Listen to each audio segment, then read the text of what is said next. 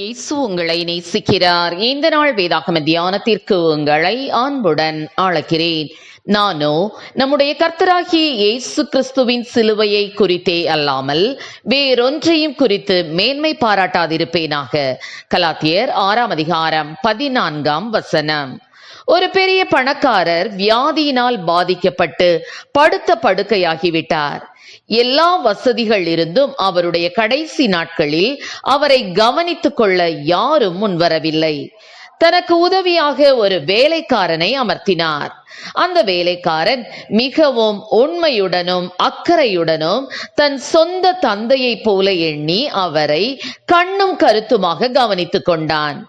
பெரியவர் இவ்வுலகத்தை விட்டு பிரியும் காலம் வந்தது. தன் பிள்ளைகளை அழைத்து அவர்களுக்கு சேர வேண்டிய சொத்துக்களை பங்கிட்டு கொடுத்தார். வேலைக்காரன் தனக்கும் நிச்சயமாய் ஒரு பங்கு கிடைக்கும் என்று எதிர்பார்த்தான். ஆனால் ஏமாற்றம்தான் மிஞ்சியது. அவன் நினைத்தபடி எதுவும் நடக்கவில்லை.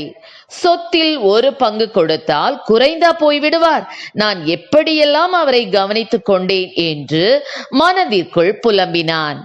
பெரியவர் மரிப்பதற்கு சில நிமிடங்களுக்கு முன்பு வேலைக்காரனை அழைத்து அவனுடைய உதவிகளுக்கு நன்றி சொல்லி தன் தலையணைக்கு அடியில் வைத்திருந்த மண் சிலுவை ஒன்றை அவனிடம் கொடுத்துவிட்டு இறந்து விட்டார்.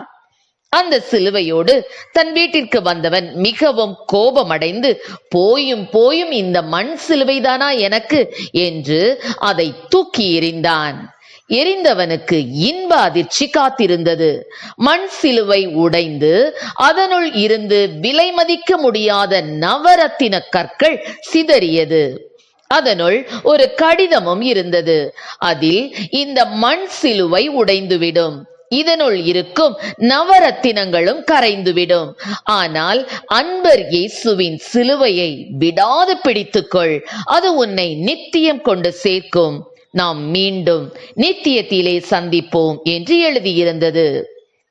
பெரியவர் தன் மீது வைத்திருந்த அன்பை எண்ணி அந்த வேலைக்காரன் ஆனந்த கண்ணீர் விட்டான். அவர் எழுதியிருந்தது போல இயேசுவை உறுதியாக பிடித்து கொண்டான். ஆம், எனக்கு அருமையானவர்களே, கிறிஸ்துவின் சிலுவை நம்மை தேவனிடத்தில் சேர்க்கும். ஏனெனில் அந்த சிலுவையின் மீதுதான் நம்முடைய பாவங்களை இயேசு கிறிஸ்து சுமந்து தீர்த்தார். அவர் நம் பாவங்களை சுமந்து தீர்த்ததால் நாம் நித்திய ஜீவனை பெற்றுக்கொண்டோம். அதனால் தான் கிறிஸ்துவின் சிலுவை குறித்து நாம் மேன்மை பாராட்ட வேண்டும். உலகத்தில் எத்தனையோ காரியங்களை குறித்து நாம் மேன்மை பாராட்ட முடியும். பணத்தை குறித்து, செல்வாக்கை குறித்து, படிப்பை குறித்து, பிள்ளைகளை குறித்து என்று எத்தனையோ காரியங்களை குறித்து மேன்மை பாராட்ட முடியும்.